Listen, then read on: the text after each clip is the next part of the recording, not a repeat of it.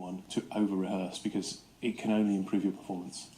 The point about there being no audience versus no audience, is that you want to get into a zone in your head where you're so confident in your presentation that the audience being there is irrelevant.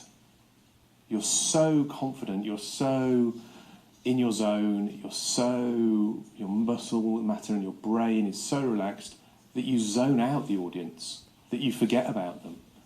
And the only way to do that is to constantly rehearse, because what you're doing by rehearsal is giving yourself confidence. You're giving yourself as an individual confidence, and if you rehearse as a team, you're giving your team confidence, so that you build off each other's confidence, you build off each other's strength, and then it comes to the day, and you're ready to go. So I'm afraid I'm a big believer in rehearse as much as you humanly can. The lady in the back row.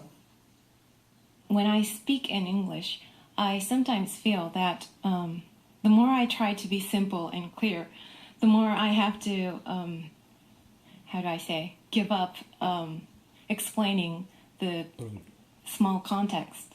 So I think it's the matter of language difference between Japanese and English.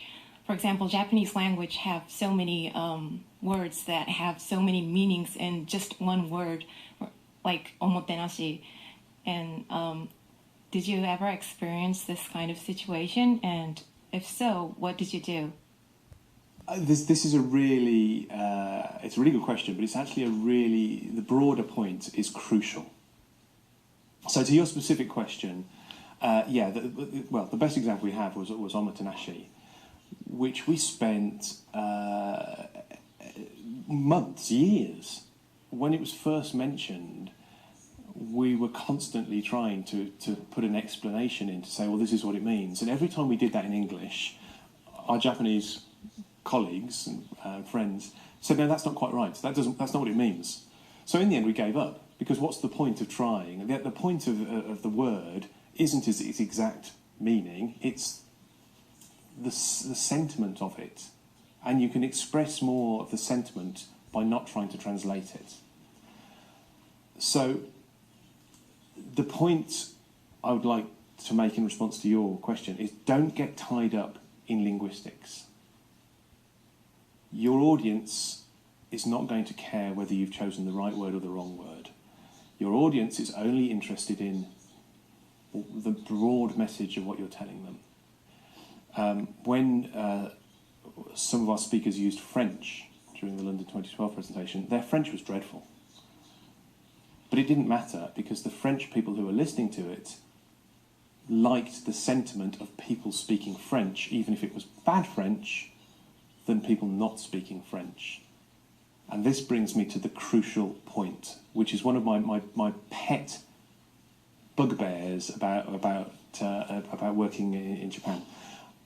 I firmly believe that most people who I deal with in Japan speak very good English. However, because they don't speak perfect English, they don't use it. They say, oh, it's not perfect, so I'm not going to speak English. I will be impressed by the fact they speak any English. I will be grateful that they are speaking to me in my language, because I don't speak any of yours. The point is, you are making an effort to communicate, and that's what's important.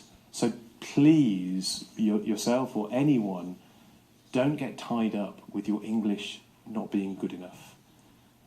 If you're able to present in English, I'm always going to be grateful to you. Now, you've asked a question in English, so it must be good enough to present in English. So don't get tied up in it. So you've had the presentation, and now we have one more thing, which is to